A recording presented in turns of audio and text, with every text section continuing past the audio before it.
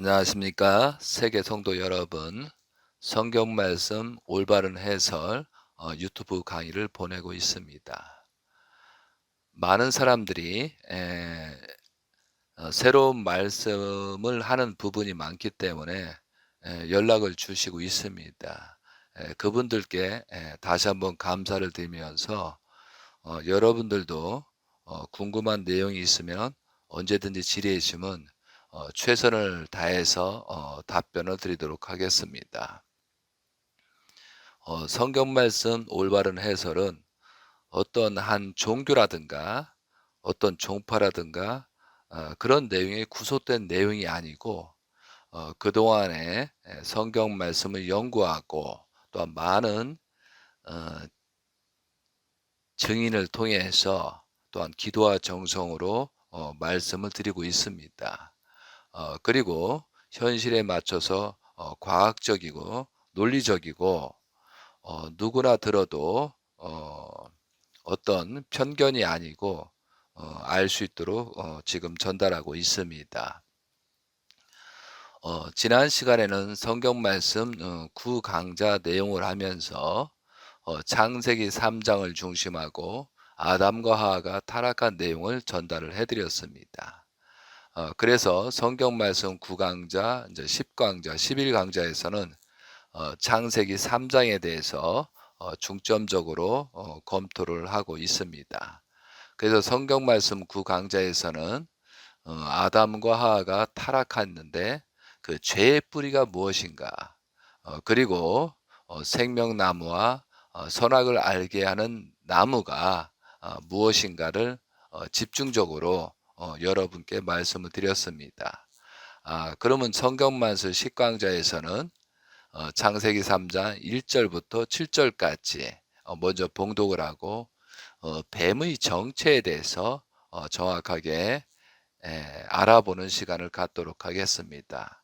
그래서 이제 뱀에 대해서 또한 그리고 사탄의 정체 그리고 아담과 하와가 이제 범죄를 저질렀는데 어떠한 범죄를 저질렀느냐. 그리고 성경 말씀의 많은 내용 중에 음란으로 타락했던 증거의 성구들을 관련 성구들을 말씀을 드릴 것입니다. 그리고 아담과 하와의 타락의 동기와 경로 그리고 인간이 타락했다는데 언제 어느 시기에 타락했는가 그런 사건의 중반에 들어가고 있습니다. 그래서 여러분이 이 내용을 알고 우리는 어떠한 교훈을 가지고 지금 이 세상에서 살아갈 것이냐.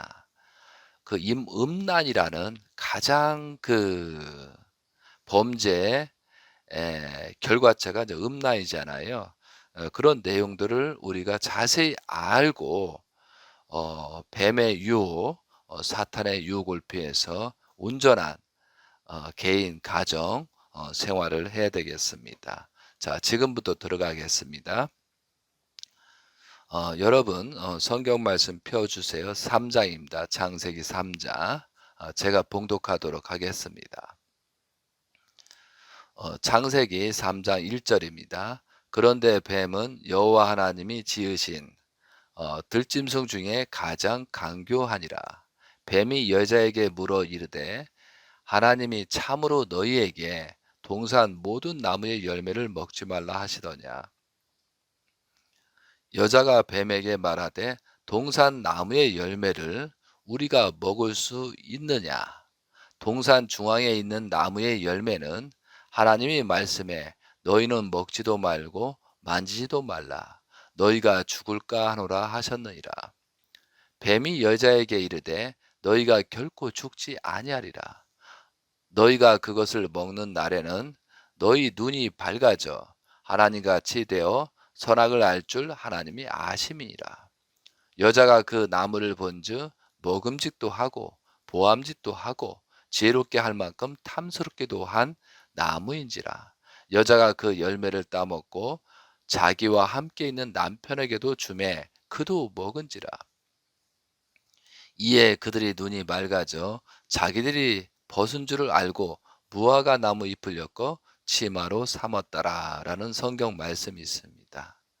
그럼 여기서 뱀이 하와를 아담을 꼬였다라고 되어 있습니다. 그럼 우리가 이 뱀에 대해서 알기 위해서는 먼저 조사를 해야 되잖아요. 그러면 우리가 지금도 경찰관들이 조사하는 것처럼 범죄 사건의 수사는 제일 가까운 곳부터 시작합니다. 이게 먼저 이제 주변 사람을 놓고 피해자와 어떤 관계인가, 어떤 원한이 있는가를 먼저 조사합니다. 그러므로 하와로 하여금 하나님의 뜻을 저버리게 했던 에덴 동산의 범죄자는 먼 곳에 있는 존재가 아니라 가장 가까운 존재에 있다는 거죠. 그래서 이제 우리들이 이제 뱀에 대해서 조사를 해야 되는 것입니다. 그러면 우리들이 창세기 3장 1절에 보면 간교하다의 의미는 간사하다, 교활하다, 그리고 사탄과 악, 마귀를 상징한 비유와 상징으로 뱀으로 표현됐다라고 저는 말하고 있습니다. 그러면은 뱀이 파충류의 특징, 그러니까 뱀이 파충류의 특징을 한번 알아보도록 하겠습니다. 그러면 뱀은 여러분도 저 뱀을 자세히 보셔서 경험한 분도 많이 있지만 그 도시에 사는 사람은 뱀을 이런 TV라든가 어떤 방송을 봐서 직접 보지 못한 사람도 있을 겁니다. 그래서 뱀은 혀끝이 둘로 갈라져 있습니다. 그리고 뱀은 몸을 꼬아서 먹이를 먹습니다. 그리고 뱀은 허물을 벗습니다. 그리고 뱀은 배로 다닙니다. 그리고 뱀은 독사를 가지고 있습니다. 자, 독사가 아니고 독을 가지고 있습니다. 그러면 이제 뱀은 혀끝이 이제 둘로 갈라져 있다는 것은 이제 한 입으로 두 말을 한다. 이제 거짓말을 잘한다. 이중의 생활을 하는 자의 표상으로 보고 있습니다. 그래서 뱀 같은 놈 이렇게 하잖아요. 뱀은 몸을 꼬아서 먹이를 먹잖아요. 자기 이익을 위해서 남을 유혹한다는 거죠. 그리고 이제 또 부부간의 사랑을 하든 어떤 성관계를 할 때 몸을 꼬아서 그렇게 하는 거잖아요. 그런 표상이라는 거죠.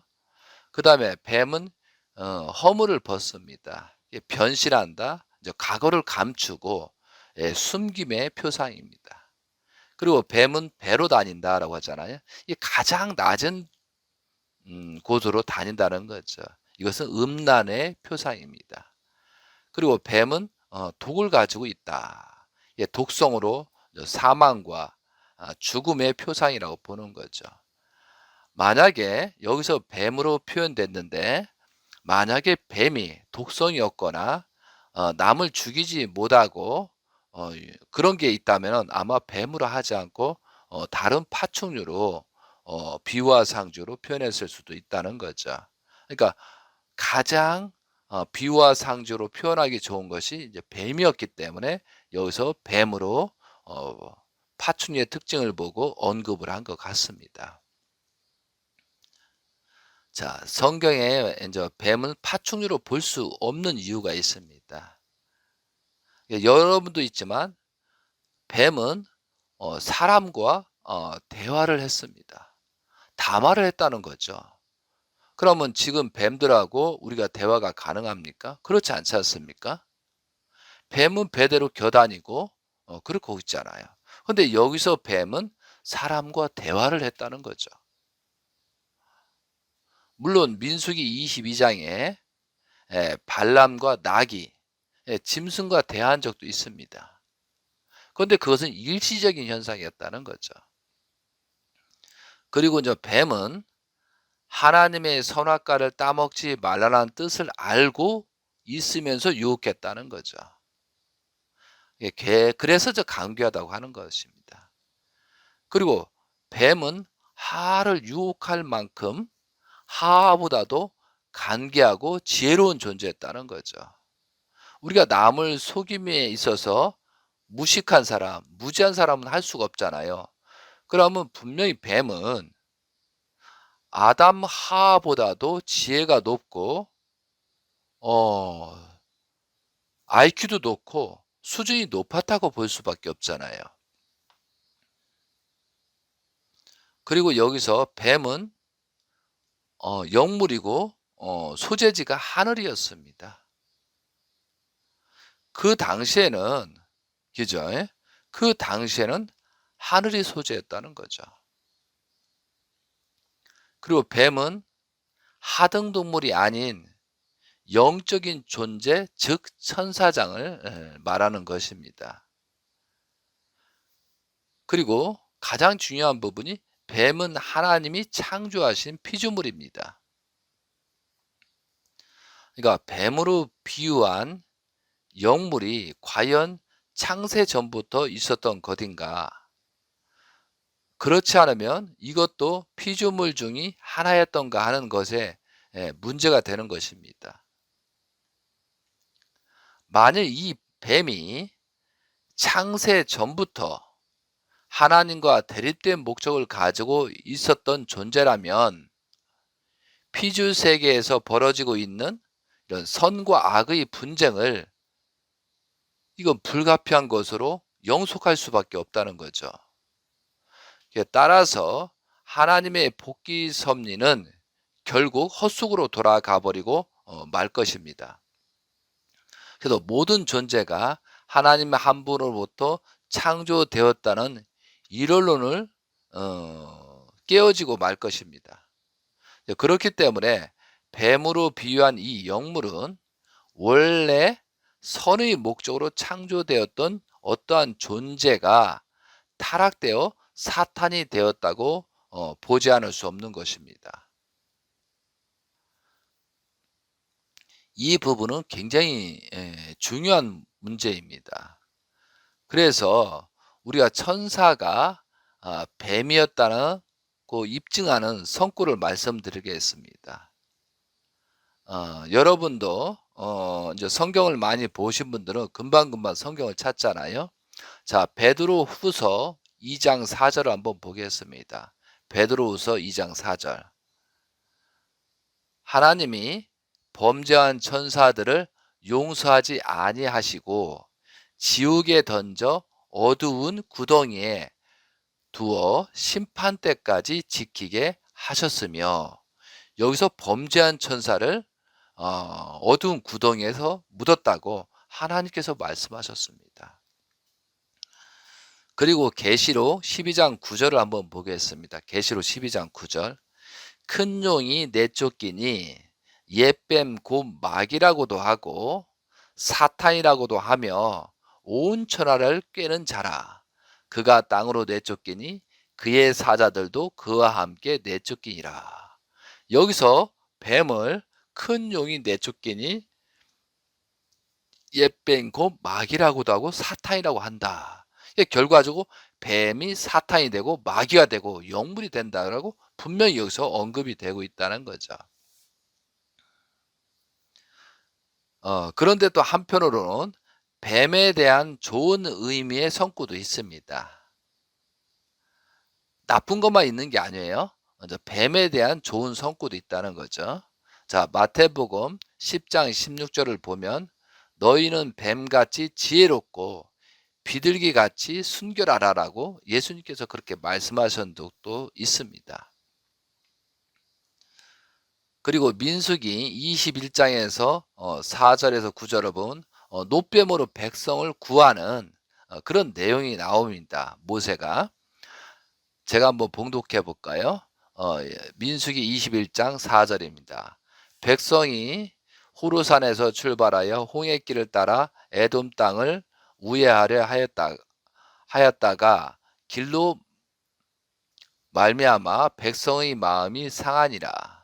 백성이 여호와 하나님과 모세를 향하여 원망하되 어찌하여 우리를 애굽에서 인도해 내어 그 광야에서 죽게 하는가.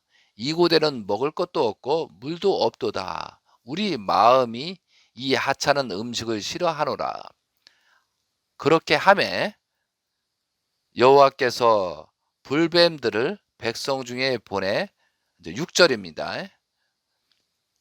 여호와께서 불뱀들을 백성 중에 보내서 백성을 물게 하심으로 이스라엘 백성 중에 죽은 자가 많은지라. 백성이 모세에게 이르러 말하되 우리가 여호와와 당신을 향하여 원망함으로 범죄하였사오니 여호와께서 기도하여 이 뱀들을 우리에게서 떠나게 하소서.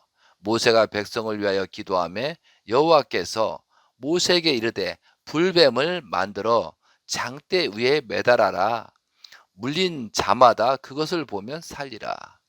모세가 놋뱀을 만들어 장대 위에 다니 뱀에게 물린 자가 놋뱀을 쳐다본 중 모두 살더라. 여선전 모세가 뱀에 대한 놋뱀에 대한 얘기가 나옵니다. 그리고 요한복음 3장 14절 15절 내용을 보면은 모세가 광야에서 뱀을 든 것 같이 인자도 들려야 하니라 이는 그를 믿는 자마다 영생을 얻게 하려 하심이라 라고 예수님 말씀도 있습니다. 자, 그래서 다음은 사탄의 정체, 천사의 범죄에 대한 성구를 한번 조사를 한번 해본 내용을 말씀을 드리겠습니다. 성경에는 사탄과 귀신들이 실제적 존재와 활동을 언급한 성구는 약 150회입니다. 예, 그 중에서 몇 가지를 말씀을 드리겠습니다. 자, 이사야 14장 11절부터 15절을 보겠습니다. 여러분도 한번 펴주시기 바랍니다. 이사야 14장입니다. 14장 12절부터 15절. 다 같이 한번 보도록 하겠습니다. 너 아침의 아들 계명성이여. 여기서 계명성은 사탄을 명칭합니다. 너 아침의 아들 계명성이여. 어찌 그리 하늘에서 떨어졌으며 너 열국을 엎은 자여 어찌 그리 땅에 찍혔는고. 내가 내 마음을 이르기를 내가 하늘에 올라 하나님의 뭇별 위에 내 자리를 높이리라. 내가 북극 지폐의 산 위에 앉으리라. 가장 높은 구름에 올라가 지극히 높은 이와 같아지리라 하는도다. 그러나 이제 내가 수울 곧 구덩이 맨 밑에 떨어짐을 당하노다. 여기에서 천사가 하나님같이 높아지려서 심판을 받는 내용이 나옵니다. 자, 그리고 요한복음 8장 44절을 보겠습니다. 요한복음 8장 44절. 너희는 너희 아비 마귀에서 났으니 너희 아비의 욕심대로 너희도 행하고자 하느니라. 그는 처음부터 살인한 자요 진리가 그 속에 없으므로 진리에 서지 못하고 거짓을 말할 때마다 제 것으로 말하나니 이는 그가 거짓말쟁이요 거짓의 아비가 되었음이라. 이런 말씀이 있습니다. 그러니까 너희는 너희 아비 마귀에서 났으니 너희 아비의 욕심대로 너희는 행하고자 하느니라. 그는 처음부터 살인자였고 진리가 그 속에 없으므로 진리에서 못하고 거짓말할 때마다 제 것으로 말하느니 이렇게 되어 있다는 거죠. 그러니까 이때도 창세기에서 언급한 사탄, 뱀을 말하고 있다는 거죠. 자, 그리고 고린도 후서 11장 3절을 펴주시기 바랍니다. 고린도 후서 11장 3절. 뱀이 그 간계로 하와를 미혹한 것 같이 너희 마음이 그리스도를 향하는 진실함과 깨끗함에서 떠나 부패할까 두려워하노라. 그러니까 뱀의 유혹처럼 현재 그 당시에 그리스도인이 유혹에 빠지고 있다는 거죠.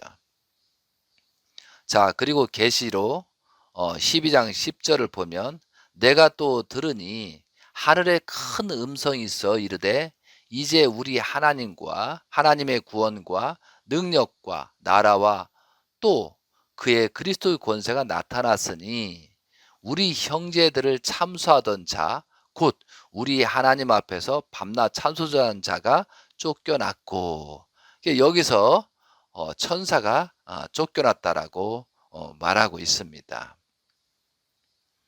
그럼 우리가 범죄한 천사, 여러분도 만약 루시퍼라고 얘기를 하잖아요.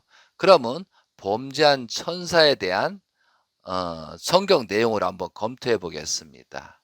이 말씀은 창세기 3장 24절, 그 다음에 시편 18장 10절, 그 다음에 에스겔 28장 14절, 마태복음 25장 41절, 마귀와 그의 사자들에 대한 내용이 나옵니다.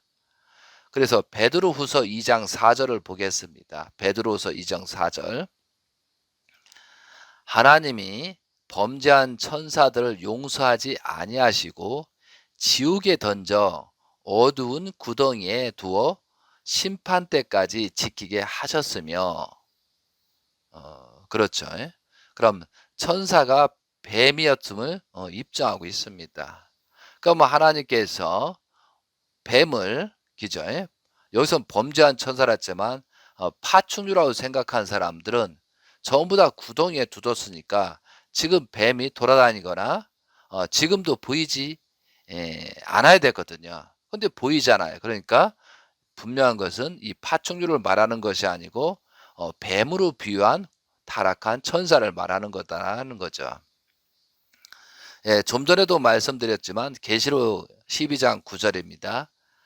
범죄한 천사에 대해서 이제 언급을 하기 위해서 이 말씀 또 한번 드립니다. 큰 용이 내쫓기니 옛뱀 곧 마귀라고도 하고 사탄이라고도 하며 온 천하를 꿰는 자라. 그가 땅으로 내쫓기니 그의 사자들도 그와 함께 내쫓기니라. 이렇게 되어 있습니다. 그리고 범죄에 대해서 정확하게 천사가 범죄가 했다는 사실을 또 짚어보겠습니다. 이 부분은 유다서 1장 6절에 7절입니다. 여러분도 성경을 한번 펴보세요. 유다서 1장 6에서 7절. 자, 제가 봉독하겠습니다. 또 자기 주의를 지키지 아니하고 자기 처소를 떠난 천사들을 큰 날의 심판까지 영원한 결박으로 흑암에 가두셨으며, 소돔과 고모라와 그 이웃 도시도 그들과 같은 행동으로 음란하여 다른 육체를 따라 가다가 영원한 불의 형벌을 받음으로 거울이 되었느니라. 여기서 범죄한 천사가 소돔과 고모라처럼 그런 범죄를 저질렀다고 합니다. 그러면 소돔과 고모라는 타락이 굉장히 높아져서, 그죠? 동성연애, 노단테 찾아간 천사까지도 동성애를 하기 위해서 천사를 찾아가는, 노를 찾아가는 그런 일도 벌어졌잖아요. 그래서 하나님께서 소돔과 고모라를 멸한 것이에요. 그럼 여기에서 자기 지기를 지키던 천사가 음란으로 말미암아 타락했다는 내용이 유다서 1장 6에서 7절이 정확히 나오고 있잖아요. 그래서 우리가 성경을 볼 때는 성경의 전체를 찾아봐야 된다는 거죠. 어느 국부적으로 이것만 가지고 주장해서는 안 된다는 거죠. 자, 그러면은 사탄의 영적 활동을 한번 보겠습니다. 사탄의 영적 활동. 자, 베드로에 대해 사탄이 들어가는 현상이 생깁니다. 이것은 예수님이 말씀하신 것이잖아요. 마태복음 16장 23절입니다. 마태복음 16장 23절. 예수께서 돌이키시며 베드로에게 이르시되 사탄아 내 뒤를 물러가라. 너는 나를 넘어지게 하는 자로다. 내가 하나님의 일을 생각하지 아니하고 도리어 사람의 일을 생각하는도다 하시고, 그러니까 예수님께서 십자가의 길을 가실 때 그걸 못 가게 막는 그런 일을 한 거죠. 그러니까 사탄아 내 뒤를 물러가라. 그러니까 베드로 속에 사탄이 들어간 것을 보고 물러가라 했다는 거죠. 그러니까 영적인 존재가 마음속으로 들어간다 이런 내용이 되겠죠. 자, 그리고 마태복음 25장 41절을 보겠습니다. 마태복음 25장 41절. 또 왼편에 있는 자들에게 이르시되 저주를 받은 자들아 나를 떠나 마귀와 그 사자들을 위하여 예비된 영원한 불에 들어가라 라고 그렇게 엄청난 말씀이 있습니다. 그러니까 악영이체를 마귀, 사자라고 지금 표현하고 있다는 거죠. 또 가룟 유다에게 이제 사탄이 들어가는 내용도 있습니다. 누가복음 22장 3절을 한번 펴주세요. 누가복음 22장 3절. 자, 12 중에 하나인 가롯이라는 부르는 유다에게 사탄이 들어가니, 분명히 이게 가룟 유다한테 사탄이 들어갔다라고 하잖아요. 그럼 파충류라고 할 수는 없잖아요. 파충류가 뭐 가룟 유다 베드로한테 들어갈 수는 없잖아요. 그 뱀이.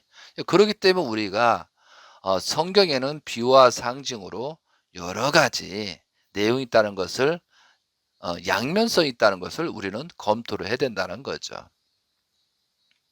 그러니까 여러분도 이제는 지혜롭기 때문에 여러분 스스로가 판단할 자격이 있다는 거죠. 그러니까 제 말씀이 뭐 저는 옳다, 뭐 틀리다, 뭐 맞다 이러고 하고 싶잖아요. 여러분이 이런 말씀을 듣고 스스로 판단해서 하나님이 바라시고 원하시는 그런 신앙의 모습을 갔으면 좋겠다는 거죠. 그러면 또 인간의 범죄를 한번 알아보겠습니다. 그러니까 인간의 범죄에 대해서 뱀의 혈통에 대한 성구가 나옵니다. 그러니까 인간의 범죄가 뱀과 관련이 있다는 것을 또 그런 성구를 많은 내용을 하는데 일부분만 제가 말씀을 드리겠습니다. 창세기 2장 25절. 아담과 그의 아내 두 사람이 벌거벗었으나 부끄러워하지 아니하리라. 이 타락하기 전 모습에는 부끄러워하지 않았다 이거죠. 벌거벗고 다녔다는 거죠. 그런데 창세기 3장 7절에서 이에 그들의 눈이 밝아져 자기들이 벗은 줄을 알고 무화과 나무 잎을 엮어 치마로 삼았더라. 이게 타락 후의 모습입니다.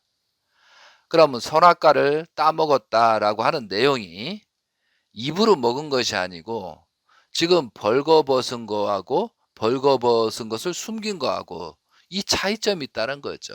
그러니까 우리가 지성인들은 이런 관점에서 성경 해설을 들어가야 된다는 거죠. 자, 창세기 3장 14절에 보면 여호와 하나님이 뱀에게 이르시되 내가 이렇게 하였으니 내가 모든 가축과 들의 모든 짐승보다 더욱 저주를 받아 배로 다니고 살아있는 동안 흙을 먹을지라 라고 했습니다. 여기서 저주를 받아 배로 다니고란 뜻은 천사가 창조 본연의 활동을 하지 못하게 됨을 의미합니다.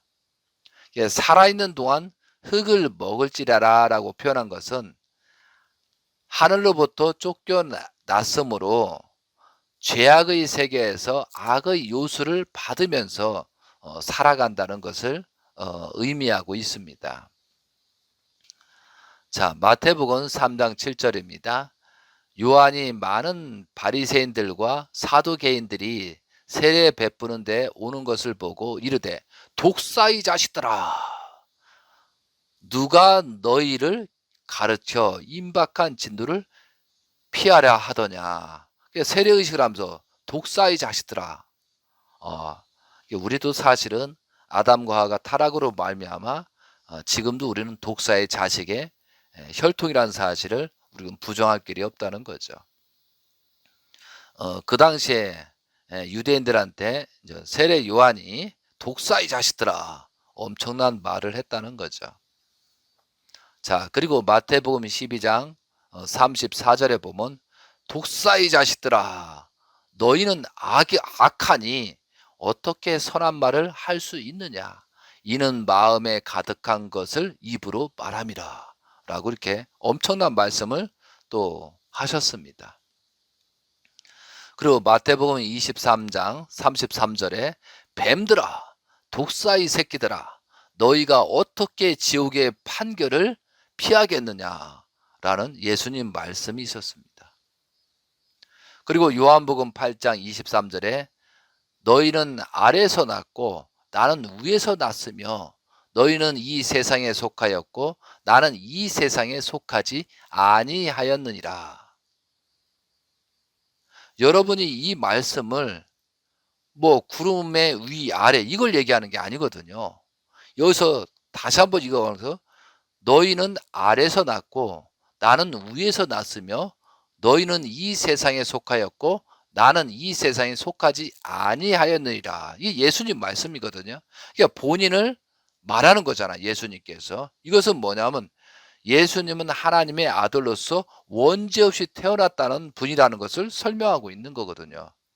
타락한 너희하고 다르다. 나는 원죄 없는 타락하기 전에 하나님께서 만든 창조물 인간이라고 지금 설명을 하고 있는 거죠.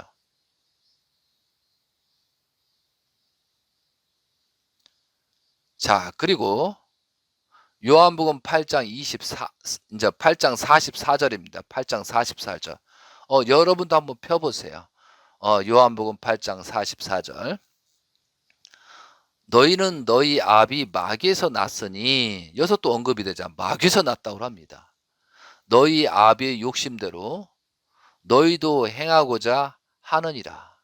그는 처음부터 살인한 자요 진리가 그 속에 없으므로 진리에 서지 못하고 거짓말을 말한 때마다 제 것으로 말하나니 이는 그가 거짓말쟁이요 거짓의 아비가 되었습니다. 인간은 마귀의 후손이요 사탄의 후손이라고 결국 뱀이 후손이 된다라고 지금 설명하고 있습니다.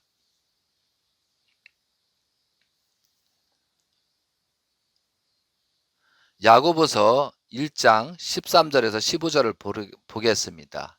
사람이 시험을 받을 때 내가 하나님께 시험을 받는다 하지 말지니 하나님은 악에게 시험을 받지도 아니하고 친히 아무도 시험하지 아니하니라. 오직 각 사람이 시험을 받는 것은 자기 욕심에 끌려 미혹됨이니 욕심이 잉태한즉 죄를 낳고 죄가 장성한즉 사망을 낳으니라. 이것은 아담과 하와 가인과 아벨 살인 사건을 염두에 두고 말씀하신 것이다 이거죠. 그리고 우리가 이제 세상적인 가치관의 유혹에 빠질 때 골로새서 2장 8절을 보면 누가 철학과 헛된 속임수로 너희를 사로잡을까 주의하라. 이것은 사람의 전통과 세상의 초동학문을 따름이요 그리스도를 따름이 아니라.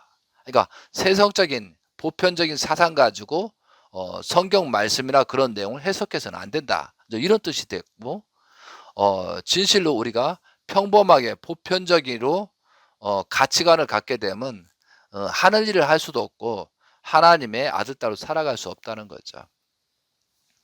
그리고 전 나무에 대한 비유가 있습니다. 나무에 대한 비유. 여기도 이제 선악나무, 생명나무라고 했는데 나무에 대한 비유. 마태복음 7장 17절 19절입니다. 여러분도 한번 펴보시기 바랍니다. 마태복음 7장 17절에서 19절.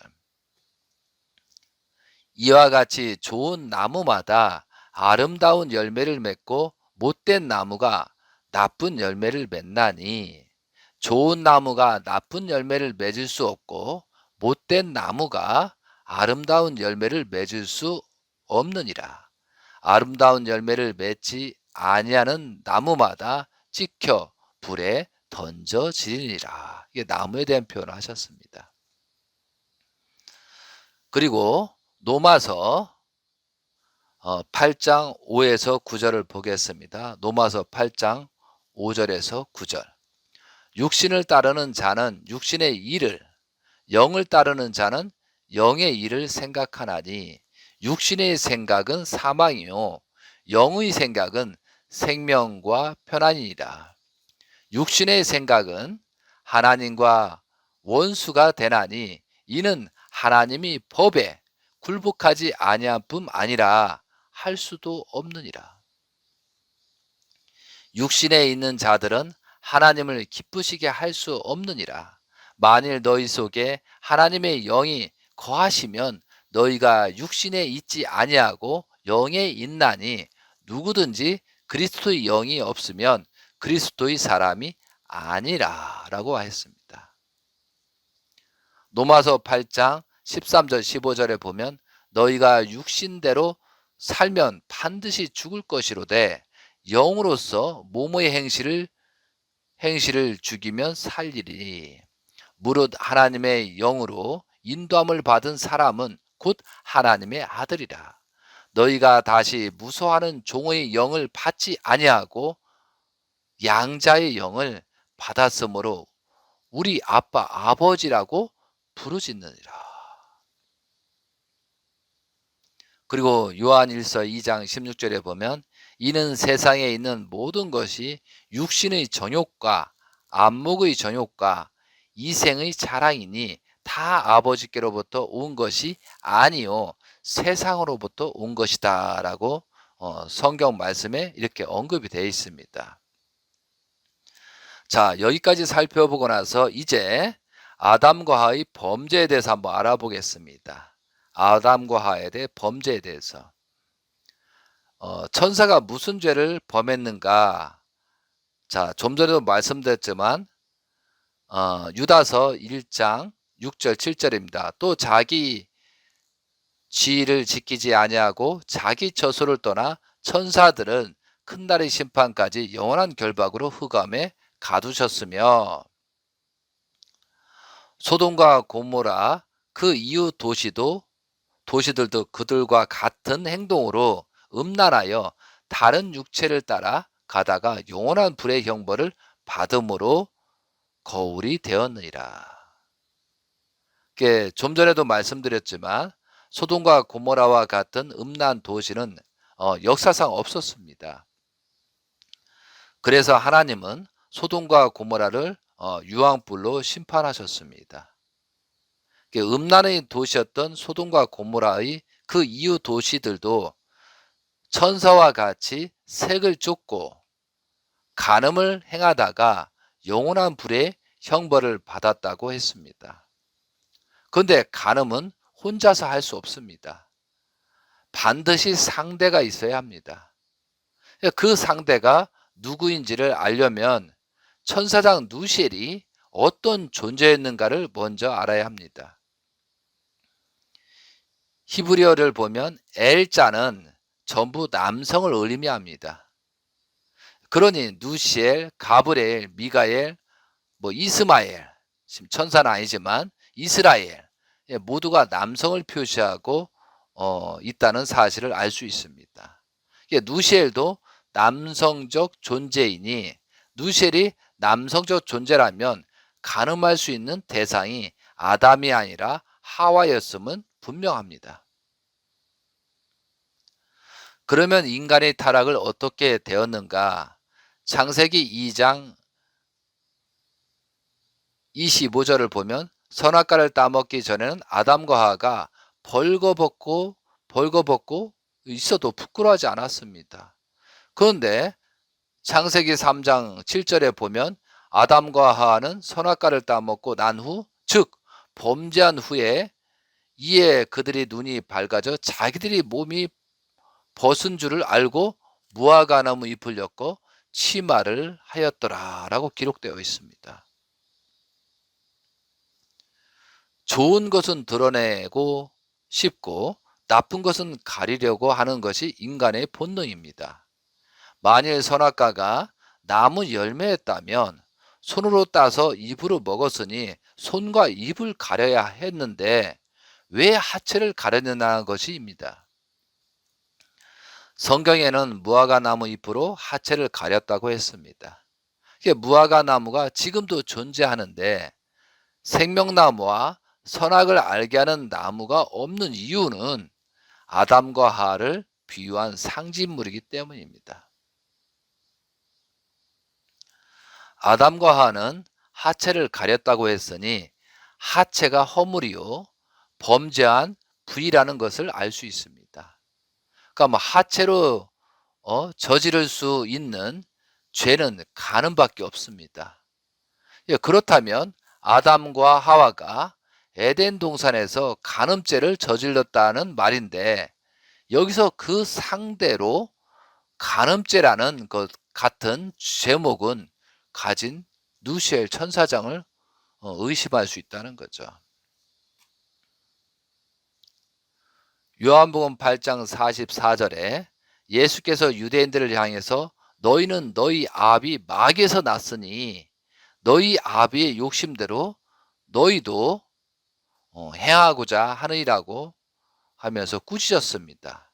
유대 백성을 향해 마귀의 자식, 사탄의 자식이라고 했다는 거죠. 그리고 마태복음 22장 33절에 뱀들아 독사의 새끼들아 너희가 어떻게 지옥의 판결을 피하겠느냐 하면서 바리새인들과 사두개인을 보고 외쳤습니다. 그럼 또 로마서 8장 23절을 보면 우리 곧 성령이 처음 익은 열매를 받은 우리까지도 속으로 단식하며 양자될 것 곧 우리 몸의 속량을 기다리느니라고 기록되어 있습니다. 그러면 우리 인간은 속으로 하나님의 양자가 되기를 소망한다는 것입니다. 인간이 하나님의 아들인데 양자가 되기를 소원하는 것은 타락으로 양자보다 못한 상태로 떨어졌기 때문입니다. 그 말은 핏줄이 다르다는 것입니다. 타락한 인간은 사탄의 자식이 되어버렸습니다. 사탄은 원래 천사장 누시엘이라고 하는 하나님의 종이었습니다. 부모의 종은 아들, 딸이 종도 됩니다. 그런데 종인 천사장 누시엘이 하나님의 아들, 딸을 타락시킴으로써 하나님의 뜻이 이루어지지 않았습니다. 인간은 하나님의 자식이 아닌 사탄의 자식이 되어버렸고, 그에 따라 하나님은 에덴 동산에서 창조주로서 권위와 이치를 잃어버리게 되었습니다. 죄의 뿌리는 타락한 천사장과 하와의 불륜한 사랑관계를 말하는 것입니다. 음란한 성관계가 바로 죄의 뿌리입니다. 타락한 천사장은 종으로서의 주인된 딸을 상대할 수 없습니다. 그런데 하와의 정조는 때가 되면 상대인 아담에게 허락해야 하는데 때가 되기도 전에 종과 불륜한 관계를 맺음으로써 음란죄를 지었습니다. 그래서 죄의 뿌리는 바로 음란죄입니다. 하나님이 허락하시는 상대인 아담이 아니라 종으로부터 종의 혈통을 이어받은 것이 음란죄입니다. 죄의 거짓된 사랑, 거짓된 생명, 거짓된 혈통을 이어받은 것은 에덴 동산의 선악과를 따먹은 죄의 결과입니다. 그래서 타락한 인간은 사탄의 자식이 되었습니다. 절대성의 가치를 세우지 못하고 타락했기 때문에 사탄의 자식이 되었다는 것입니다. 따라서 본연의 인간으로 돌아가려면 절대성의 가치를 세우고 절대성의 본체 되시는 하나님 안으로 돌아가야 하는 것입니다. 그래서 예수님도 독사의 자식들아, 마귀의 자식들아 라고 말한 것입니다. 그리고 다시 오시는 재림 예수님은 그런 것을 이 성경 말씀이나 모든 것을 낱낱이 밝혀서 제 근본부터 그 이유가 무엇인지 그런 내용들을 파고 들어가서 그것을 해서 사탄의 혈통을 차단하고 하나님의 온전한 혈통으로 만들어가는 것이 이것이 재림주 사상이요 재림 예수님께서 하셔야 될 일이라는 거죠. 그러면 우리가 음란으로 타락했다는 증거를 한번 보겠습니다. 음란을 타락했다는 증거 내용을 여러분께 말씀을 드립니다.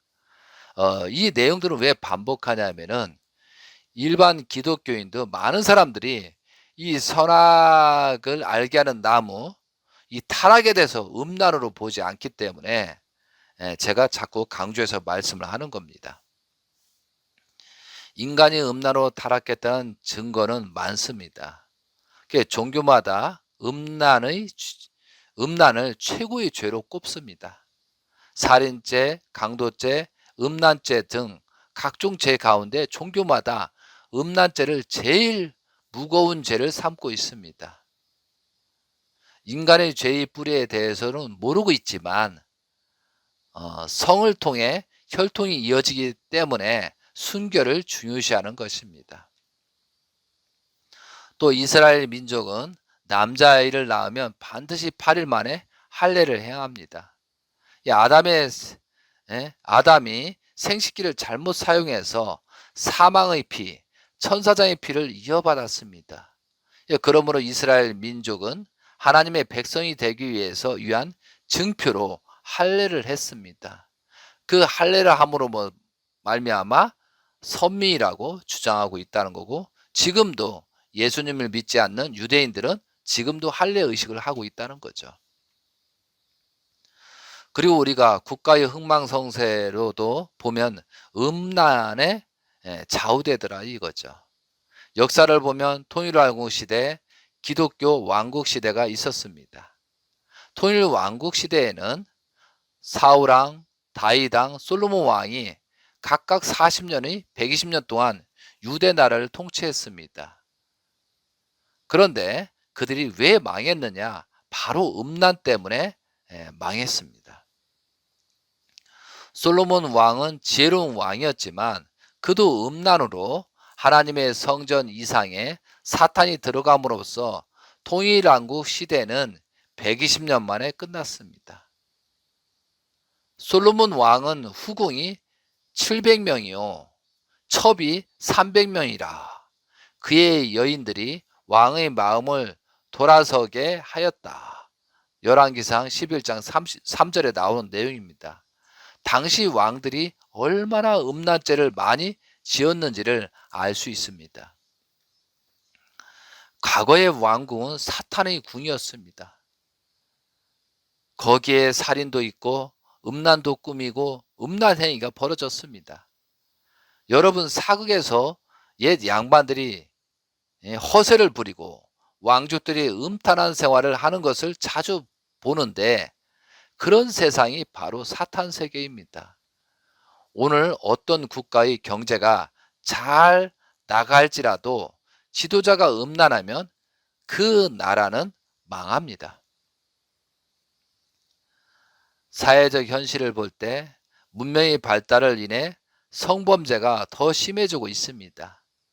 사회가 발전하고 문명이 발달할수록 성범죄가 줄어드는 것이 아니라 더 깊어지고 더 악랄해지고 있다는 거죠. 그 다음에 청소년들이 타락을 한번 볼까요? 10대의 가출, 가정윤리 붕괴 등은 어떤 에덴 동산에서 있었던 일을 그대로 재현하는 것입니다. 타락 당시 아담과 하와는 10대였을 것입니다. 아무런 이유 없이 하나님께 반항했습니다. 그렇기 때문에 부모 앞에 아주 고분고분 말 잘 듣던 10대 청소년들이 전환기에 이르면 이유 없이 반항합니다. 창조주 하나님께 반항했던 아담과 하와도 똑같은 입장이라는 거죠. 그들은 율락의 길을 걷고 음란에 빠지기 쉽습니다. 그런 사람은 본연의 기준을 잃어버립니다. 가정 이상을 잃어버리고 정상적인 가정도 꾸리지 못하는 사람이 되는 것입니다. 그런 자식을 가진 부모도 부끄러운 모습이 되고 자기 자식을 사람들 앞에 내놓고 자랑할 수 없는 사람이 됩니다. 그래서 가정의 윤리도 붕괴되고 가정의 가치관도 희미해지는 것입니다. 그러니까 우리들이 초등학교 때부터 어릴 때부터 이런 교육을 해야 되는데 이런 성적인 음란 문제를 하고 가정이 얼마 주고 순결이 얼마나 중요하다는 것을 교육을 해야 되거든요. 근데 지금 어느 나라든 그런 거에 대해서 교육하지 않기 때문에 계속 탈선이고 음란, 섹스 문화로 가기 때문에 문제라는 거죠. 오늘날 청소년들이 성을 상품하여 돈 몇 푼을 벌기 위해서 자기의 귀한 정주를 내다 팔고 있습니다. 어린 소녀들이 성인 남자에게 향락을 제공하고 돈을 번다는 원조 교제가 그것이라는 거죠. 근데 성인 남자는 내가 용돈이 부족한 학생들에게 같이 놀고 나서 용돈을 좀 줬다. 그것이 무슨 죄냐? 이런 식으로 얘기합니다. 지도자들이 그런 생각을 가지고 있고 지도자들이 거기에 빠져 있으니 이 문제를 해결할 수 없습니다. 그렇기 때문에 이제 근본적인 가치관을 들고 나서서 외치지 않으면 안 됩니다. 어떤 지도자, 어떤 학자, 어떤 종교, 어떤 경제인 할 것 없이 그 원칙 앞에는 다 굴복해야 합니다. 그래서 제가 이 음란죄에 대해서 강조하는 이유가 여기에 있습니다.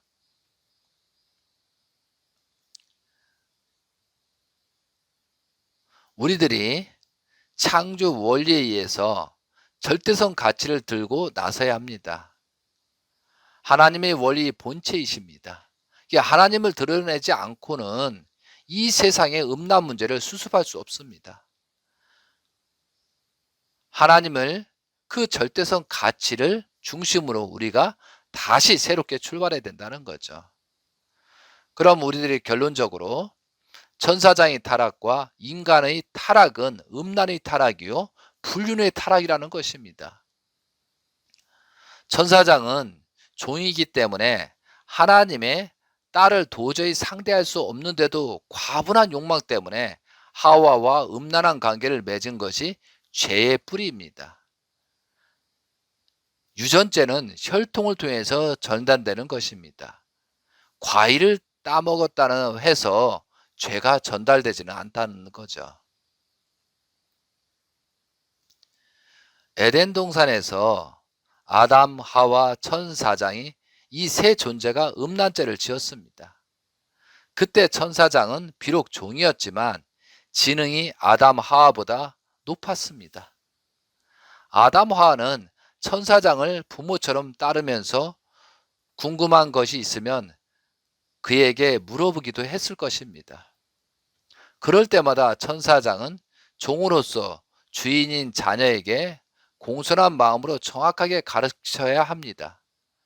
거짓말을 하거나 그들을 무시하면 안 되는 것이었습니다. 그런데 천사장이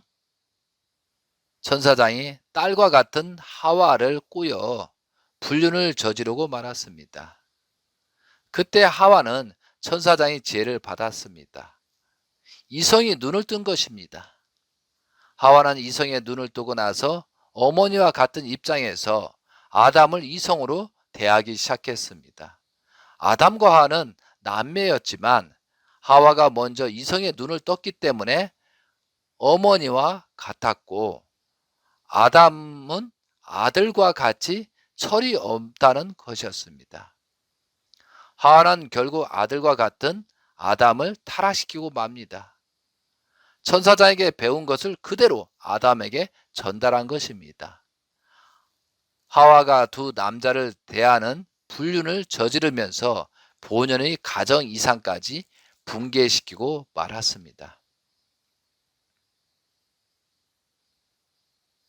아담과 하와의 모습이 지금 현재 인간의 모습과 똑같습니다. 그러면 우리가 여기서도 말씀드렸지만 여러분도 보고 계시잖아요. 남자, 여자가 있는데 여자가 사춘기가 더 빨리 옵니다. 요즘은 빨라서 초등학교부터 옵니다. 남자는 한 2, 3년 늦습니다. 그러니까 여자가 먼저 이성을 눈을 뜬다는 거죠. 사춘기가 먼저 온다니까요. 그런 걸 보고 그리고 아담과 하와라는 인물이 동떨어져 인구 멀리 있고 뭐 6천 년 전의 사람이 아니고 우리하고 같은 존재고 같은 성장 기간을 같은 육신이었다는 사실을 우리가 알아야 된다는 거죠. 별개의 뭐 우주인 그런 개념으로 가서는 안 된다는 거죠. 아담 하와의 시대나 지금의 자녀들이 성장하는 거라든가 뭐 어릴 때 사춘기가 오고 그런 내용들이 전부 다 똑같다는 거죠. 뭐 그때는 뭐 한순간에 딱 키워놓고 지금은 이렇게 어릴 때부터 키워놓고 그런 성장 기간은 그것이 다 똑같다는 거예요. 이렇게 잘못 착각하고 있으니까 무슨 공상적인 아담과 하와를 공상적인 나하고 다른 현재 사람과 다른 그런 입장으로 표현하는 것이 그것이 문제라는 거죠. 그래서 에덴 동산에서 하와가 저지른 불륜이 오늘날까지 이어져 어머니 같은 사람이 아들 같은 사람을 데리고 살고 할머니 같은 사람이 손자 같은 사람을 데리고 놀고 할아버지 같은 사람이 손녀 같은 사람을 아저씨 같은 사람이 조카 같은 사람을 아버지 같은 사람이 딸과 같은 사람을 유린하는 세상이 되어버렸다는 거죠. 심각한 문제잖아요. 그럼 이런 문제들을 어떻게 여러분들이 해결할 거냐 이거죠. 그래서 제가 소리 높여 강조하는 것이 이런 거라 이거죠. 오늘날 종교는 어느 종교이든 일정한 경지에 이르면 금욕을 강조합니다. 출가하는 이유도 가정을 갖지 않기 위해서입니다. 종교가 금욕을 강조하는 것은 창세기 1장 28절 생육하고 번성하여 땅에 충만하라는 말씀과 모순이 됩니다. 사실은. 금욕하면 번식이 일어나지 않습니다. 그런데 종교에서 금욕을 강조하는 이유는 타락으로 사탄의 자식을 번식했기 때문입니다. 때가 되어 하나님의 아들 메시아가 오셔서 재림 예수님이 축복을 해줄 때 그 축복의 자리에 나가게 하기 위해서 그때까지 참고 기다리라는 의미입니다.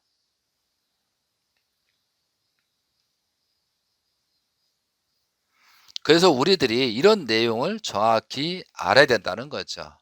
그러면은 여기서 좀 시간이 좀 길어도 여기까지 마치도록 해야 될 것 같아요. 아담과 하와의 타락의 동기와 경로를 한번 보겠습니다. 아담과 하와의 타락의 동기와 경로. 그러면 첫 번째로 천사의 창조의 목적이 무엇인가 이걸 먼저 알아야 되겠습니다.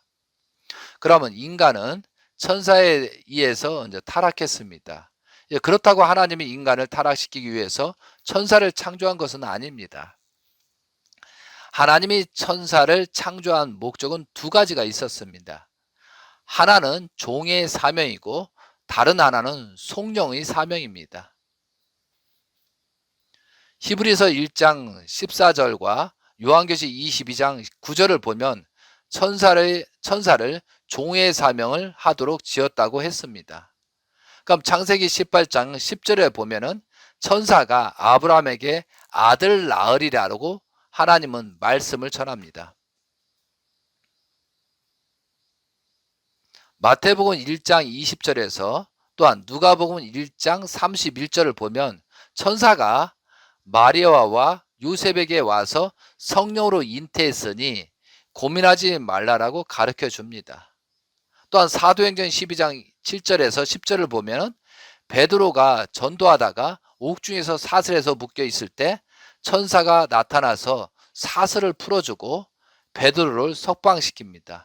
그런 사명도 천사가 있다는 거죠. 또 다른 천사의 창조의 목적은 하나님 앞에 송영과 기쁨을 돌리는 사명이 있다고 했잖아요. 그럼 요한계시록 5장의 11절에 12절에 보면 천사는 수가 만만이요 천천이라 그 음성을 이르되 죽음을 당하신 어린 양은 능력과 부와 지혜와 힘과 존귀와 영광과 찬송을 받으시다 합당하도다 하는 예수님에 대한 천사의 송령이 있습니다. 한 가지 더 볼까요? 요한계시록 7장 11에 12절 보면은 모든 천사가 보좌 앞에 엎드려 얼굴을 대고 하나님께 경배하며 이르되 아멘 찬송과 영광과 지혜와 감사와 존귀와 능력과 힘이 우리 하나님께 세세토록 있을지로다 하는 천사가 하나님께 드리는 송영이 나옵니다. 천사는 하나님께 송영을 드리는 대상으로 지었다는 것입니다. 그런데 누시엘 천사장은 종의 사명과 송영의 사명 두 가지 다 실패했습니다. 천사가 하나님의 창조 목적대로 행하지 않은 것입니다. 그래서 이 세상은 모두가 천사장의 주관하에 들어가는 타락한 세계가 되고 말았다는 거죠. 그래서 우리가 타락의 동기와 경로를 한번 보겠습니다. 하나님은 천사를 지어놓고 만물 세계를 지었습니다. 그 다음에 하나님의 아들, 딸인 아담과 하와를 지었습니다. 아담과 하와는 하나님의 아들, 딸로고 천사는 분명히 종이 입장이었습니다. 그런데 천사장은 아담과 하와가 존재하기 전에는 하나님의 사랑을 독점하고 있는 것처럼 느꼈습니다. 그런데 아담과 하와가 창조되고 보니 천사장은 자기에게 오는 하나님의 사랑보다도 아담 하와에게 가는 사랑이 더 크다는 걸 느꼈습니다. 천사장은 영적 존재이기 때문에 지혜를 가졌습니다. 그러니까 비교할 수 있는 능력이 있었죠. 천사는 또 욕망을 가졌기 때문에 사랑을 더 받고 싶은 마음은 가졌습니다. 그것이 영적인 존재의 속성입니다. 천사장은 인간이 받고 있는 사랑이 자기가 받는 사랑보다 더 크다고 느꼈기 때문에 자기의 사랑을 오히려 빼앗기는 것 같은 사랑에 대한 감소감을 느끼기 시작한 거죠. 원래 하나님은 천사에 대한 사랑의 기준은 똑같았습니다. 그런데 사랑의 감소감을 느낀 것이 아주 무서운 결과를 초래했습니다. 사랑의 감소감을 느껴 하와와 관계를 맺게 되고 영적 타락을 하게 된 것입니다. 영적 타락의 동기는 사랑의 감소감이고 타락의 경로는 영적 타락에서 육적 타락으로 연결된 것입니다. 천사와 하와가 영적 타락을 했을 때 하와는 양심의 가책과 함께 불안과 공포를 느끼면서 천사의 지혜를 받게 되었습니다. 결국 하와가 이성의 눈을 뜨고 보니 자기 남편은 될 사람을 천사가 아니라 자기 옆에 있는 아담이라는 사실을 알았습니다. 하와는 아담의 배 다시 서고 싶은 심정으로 아담을 꾀었습니다. 그래서 하와가 아담에게 선악과를 따먹도록 했습니다. 그것이 바로 육적 타락입니다. 육적 타락은 하와가 하나님 앞에 다시 서고자 하는 심정이 동기가 되어 아담을 상대한 것입니다. 아담은 아직 타락하지 않았기 때문에 하나님의 사랑을 받고 있는데 하와는 타락했음으로써 양심의 가책을 받아 불안과 공포를 느끼게 되었습니다. 그러다가 하와는 아담과 하나 되면 다시 하나님 앞으로 돌아갈 수 있을 것이라고 생각했습니다. 육적 타락의 동기는 하나님 앞에 다시 서고자 하는 심정이었습니다. 그러다 보니 결국 아담까지 타락시켜 버렸습니다. 그래서 아담과 하와는 영적, 육적이 모두 타락하게 되었던 것입니다. 타락의 결과 천사가 타락할 때의 성품을 하와가 전수하고 하와가 그것을 아담에게 전수해 주었습니다. 그래서 아담까지 타락한 천사장의 성품을 이어받게 되었던 것입니다. 결국 아담과 하와는 사탄의 자식이 되어버렸고 사탄의 세상이 신이 되어버렸습니다.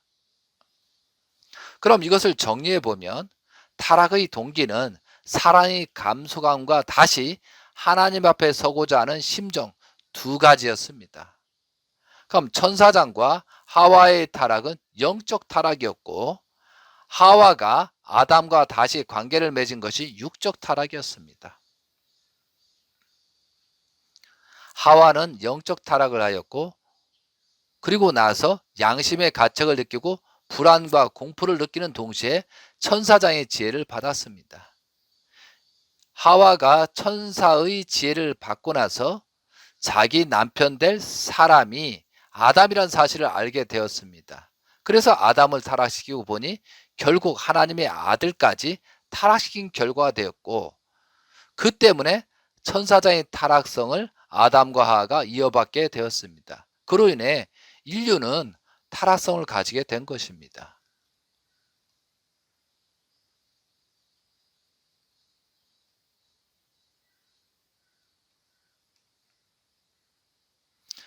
그래서 우리가 이제 마음으로, 그러면 인간은 어떻게 성장 기간 중에 타락했는가, 이걸 한번 또 알아봐야 됩니다. 그럼 어느 정도 성장 기간까지, 또한 하나님께서 아담과 하와가 완성이 됐으면 선악과를 따먹어라, 너희들은 결혼해라 했을 것입니다. 그럼 그러기 전까지 그런 책임 분담이 아담과 하와에게 있었다는 거죠. 그러면은 우리가 사랑의 힘과 원리의 힘을 한번 확인해 보겠습니다. 하나님은 원리로 창조했고 원리로 창조한 그 세계를 사랑으로 주관하려고 하셨습니다. 그래서 사랑의 힘, 원리의 힘보다도 강하게 되어 있습니다. 비록 천사장은 중심으로 비원리적인 사랑이라 할지라도 그 사랑의 힘은 원리의 힘보다 강합니다. 성장 기간 속에 있는 미완성한 아담과 하와는 천사장의 비원리적 사랑의 힘에 의해 언제나 타락할 가능성이 있었습니다.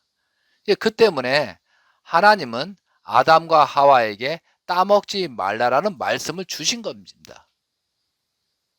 그래서 주신 거죠. 원리의 힘이 사랑의 힘보다도 약하지만 원리의 힘에 믿음이 보태지면 사랑의 힘보다 더 강해집니다. 천사장이 비원리적 사랑으로 유혹하더라도 믿음만 가지고 있다면 아담과 하와는 타락하지 않는다는 것입니다. 그래서 따먹지 말라라고 말씀하여 주신 것입니다. 하나의 예를 들어서 기관차도 이상이 없고 철길도 이상이 없으면 기관차는 순조롭게 목적지를 도달할 수 있습니다. 그런데 기관차가 철길 위를 달리다가 기관차의 반대쪽에서 외부의 힘이 부딪혀 오면 그 기관차는 탈선합니다. 그러니까 아담과 하와가 원리의 궤도를 타고 가는데 천사장이 비원리적인 사랑으로 유혹을 하면 그 궤도를 탈선할 수 있다는 것입니다. 그것이 타락입니다. 그래서 우리가 하나님께서 선악과를 따먹지 말라고 계명을 주신 이유와 그 계명이 필요한 기간이 있습니다. 그래서 하나님이 아담 해와에게 따먹지 말라라는 계명을 주신 이유는 이 성장 기간에 타락을 방지하기 위해서입니다. 하나님의 직접적인 사랑의 주관을 받을 수 없었던 미완성기에는 비원리적인 사랑의 힘이 발동하면 타락하게 되므로 타락을 방지하기 위해서 계명을 주신 것입니다. 그러면 계명을 언제까지 해야 되느냐? 이것이 따먹지 말라라는 말씀은 성장 기간에만 필요합니다. 완성하면 따먹어도 되는 것입니다. 성장 기간은 아담과 하와의 책임 분담을 완성하는 기간이기 때문에 그 기간에 하나님은 간섭할 수 없습니다. 그래서 아담과 하와는 소생기, 장성기, 완성기를 거쳐서 성장 기간에는 하나님의 따먹지 말라는 계명을 반드시 지켜야 합니다. 그런데 성장 기간이라는 간접 주관권을 걸쳐서 직접 주관으로 나아가는데 간접 주관에서 계명이 필요하고 직접 주관에서는 계명이 필요 없다는 거죠. 우리가 세상에도 마찬가지잖아요. 어떤 어린아이가 크면서 사춘기가 되면은 절대 결혼하기 전에 순결을 해야 된다. 따먹지 말아야 된다. 네가 지금 어떤 성적인 문란으로 자녀를 낳으면 키울 방법이 없잖냐. 어느 정도 성장해서 네가 떼게 되면 결혼해라. 그래서 우리는 성관계를 하지 말고 순결을 해야 된다라고 지금도 말하고 있잖아요. 그와 마찬가지로 선악과를 따먹지 말라라는 말 자체는 순결을 지켜라. 하나님의 성품을 온전히 받기 전에는 너희들이 다른 사람하고 어떤 관계를 가지면 안 된다라고 계명을 주신 거라 이거죠. 그래서 아담과 하와의 하나님, 아담, 하와에 있는 거나 우리가 부모가 자식을 키우는 입장이라 똑같습니다. 똑같아. 그런 입장 속에서 우리가 이 판단 기준을 세워야 된다는 거죠. 자, 오늘 이 시간에는 성경 말씀 10강자 창세기 3장 1절 7절에서 뱀의 정체 그리고 사탄의 정체 또한 아담과 하와가 범죄를 어떻게 저질렀는가를 알았습니다. 그리고 아담과 하와의 타락의 동기와 경로를 살펴봤고 또한 계명을 주신 이유, 계명이 필요한 기간 이것까지 설명을 드렸습니다. 다음 시간에는 성경 말씀 11강좌에서는 창세기 3장 8절에서 24절을 봉독하면서 그 내용에 대해서 아담 하와가 타락한 결과에 대해서 어떤 결과가 나타났는가를 설명을 드리도록 하겠습니다. 그리고 하나님이 인간이 타락할 때 간섭하지 않은 이유, 이거 굉장히 중요하잖아요. 그리고 할례를 왜 하게 됐는가를 다음 시간에 설명을 드리도록 하겠습니다. 긴 시간 동안 이렇게 경청해 주셔서 감사합니다. 근데 한 가지 여러분께 부탁드릴 것은 뭐냐면은 어떤 교리라든가 어떤 주석이라든가 여러분들이 갖고 있는 그런 가치가 있을 것입니다.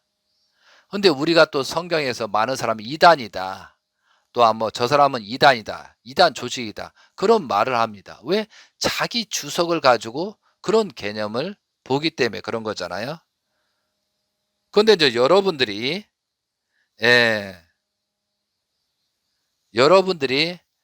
정말 중요한 내용이 뭐냐면요. 우리는 지성을 가졌잖아요. 인격을 가졌잖아요. 이런 것들을 우리가 지금 이 시대에 가장 성적인 문제가 많이 있습니다. 근데 이런 원인적인 거, 성적인 문제가 어디서부터 출발됐는가 이걸 밝히지 않고서는 이런 성적인 문제, 문란한 문제를 해결할 수가 없기 때문에 제가 특히 강조하는 것입니다. 많은 종교인들이 어떤 목사님을 제가 만났습니다. 근데 왜 당신들은 성적인 문제에 대해서 정확하게 짚지 않습니까? 라고 했더니 지금 세상이 변하고 성적으로 자유화됐기 때문에 그걸 강조하다 보면 신도들이 전부 다 떠납니다. 이렇게 말하는 목자들도 있더라 이거죠. 정말 안타까운 현실입니다. 정말로 우리가 진실을 감추고 세상적인 보편적인 논리로 가서는 이건 종교로서 존재할 수가 없습니다. 그렇기 때문에 우리 특히 하나님을 경외하고 의를 찾고자 하는 여러분들은 그 본질을 깨닫고 하나씩 우리가 하나님의 뜻대로 살아가고 이 타락에 대한 것을 정확히 판단하고 우리가 무엇부터 수정하면서 무엇을 중심으로 살아갈 것인가를 우리가 깊이 생각하는 우리가 돼야 되겠습니다. 많은 세상이 악해지고 있습니다. 많은 사람이 타락되고 있습니다. 우리는 그 무리에서 벗어나서 정말 가정을 이루고 행복한 모습을 보여주고 순결한 사람이 더 잘 살고 타락에 멀리하고 일부 일처절해서 부부의 사랑에서 그런 전통을 우리는 남겨줘야 된다는 거죠. 그래야 후손들이 희망이 있는 거 아니겠습니까? 요즘 엄청난 성적인 문란이 있습니다. 이것을 해결할 방법은 근본 이 타락의 원인 기절 창세기 3장을 알지 못하고서는 해결할 방법이 없다는 거죠. 그래서 제가 여러분께 강조해서 말씀을 드리는 것이다 이거죠. 성경을 보는 목적이 무엇입니까? 하나님 앞에 아들, 딸로 살아가기 위해서 성경을 보는 것입니다. 성경을 돈벌이를 위해서 어떤 교리, 종파, 어떤 그런 논리에서 성경을 해석하는 사람은 그 사람은 큰 문제가 되는 사람입니다. 성경 말씀을 가지고 장사하려는 사람이 너무나 많습니다. 그러니까 그 종교 집단은 계속 세상적으로 보편화되고 있다는 거죠. 세상과 다르지 않는 모습은 그것은 죽은 교회나 다름이 없다는 거죠. 그래서 오늘 이 말씀을 듣고 여러분들이 어떤 판단으로 가야 될 것이냐. 그래도 성경을 알고 하나님을 알고 예수님을 아는 사람, 또한 앞으로 재림주가 오셔서 활동하는 그런 내용 속에서 우리는 어떻게 입장을 표할 것이냐. 이거에 대해서 신중히 생각하시는 여러분이 되셨으면 좋겠습니다. 이렇게 긴 시간 동안 말씀을 경청해주셔서 감사하고 이 말씀을 듣는 사람에게 하나님의 축복이 가득 충만하길 기원드리면서 이상으로 다음 시간에 뵙기를 기약하면서 말씀을 마치도록 하겠습니다. 진심으로 감사합니다. 수고하셨습니다. 그리고 여러분도 많이 공부해 주셨으면 감사하겠습니다. 감사합니다.